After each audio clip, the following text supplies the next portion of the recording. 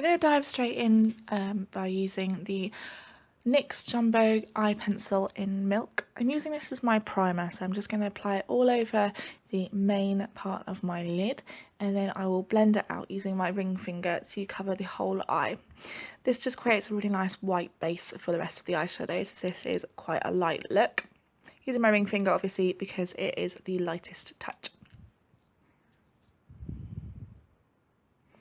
Once that's done on both eyes, I'm taking my 120 colour palette that I just got on eBay, and I'm taking the two white shades that are down the bottom with the black row.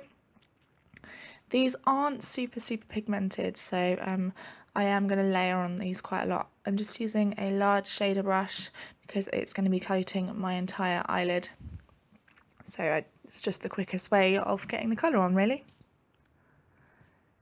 So yeah, you can see here that I'm layering them up, but any white shadow will do, and the NYX does create a really good base.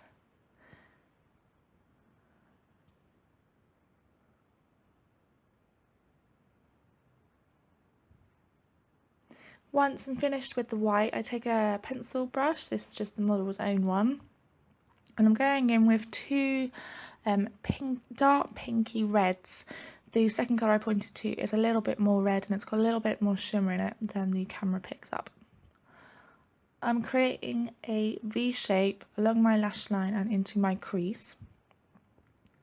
I'm not taking the colour too far up or too far into my eyes because we will be blending it out with another brush, so you don't want to exaggerate it too much because then the blending will do that for you.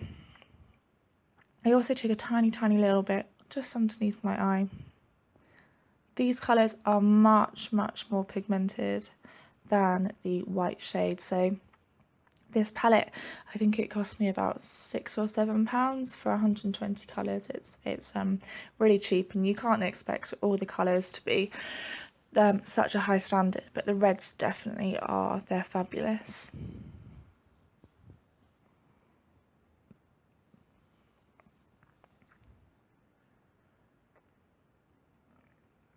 So here I am just taking a completely clean blending brush, super fluffy brush. Again, this is one of my eBay bargains that I got in a set of 10 or 12 brushes, and it's the fluffiest of the blending brushes. None of these have names or numbers, so I can't really describe them to you. You can see here that it's just blending the eyeshadow out as you'd expect, and it's also dragging it a little further than I did with the pencil brush.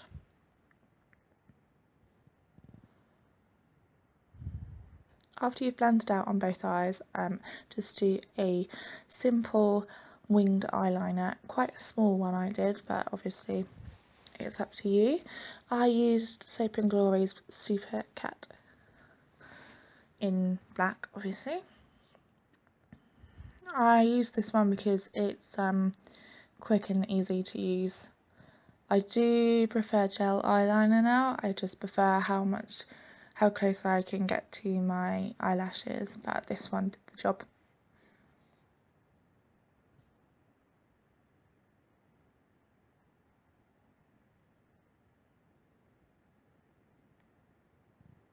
I didn't want to go too exaggerated with the eyelashes, so I just did a couple of coats of Benefit's They're Real mascara on the tops and bottom lashes.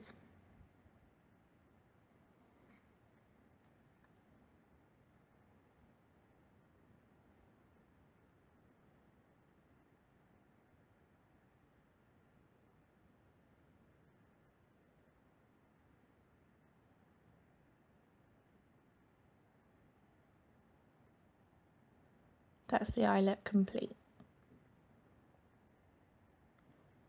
So I'm starting to contour my face now. I'm just doing a simple contour just on my cheeks using Benefit's Hoola as usual.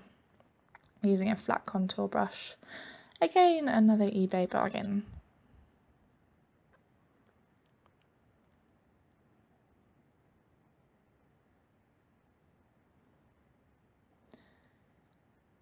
For blush, I'm going to be using a discontinued blush from Urban Decay. This is Crush. I can't remember what the product is actually called, but it's like a bright pink, flamingo pink cream brush.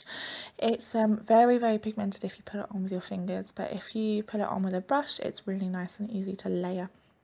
And it also keeps the glowy look rather than too much powder.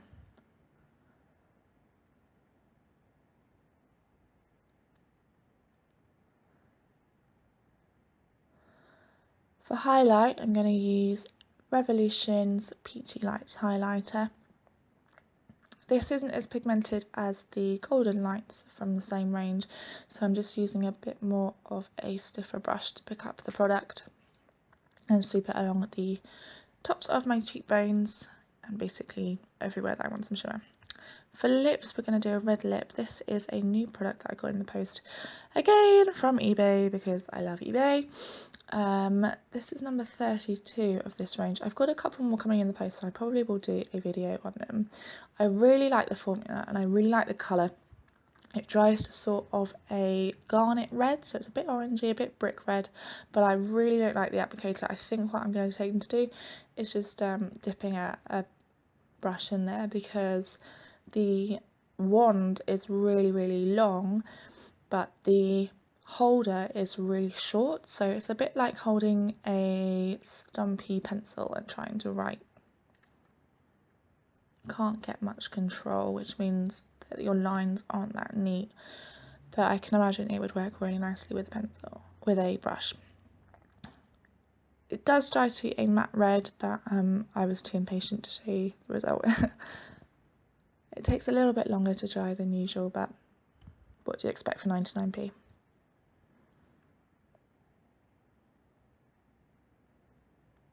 And that's the final look. I hope you enjoyed this, guys. Don't forget to give me a thumbs up, comment and hit the subscribe button. Thank you. Bye.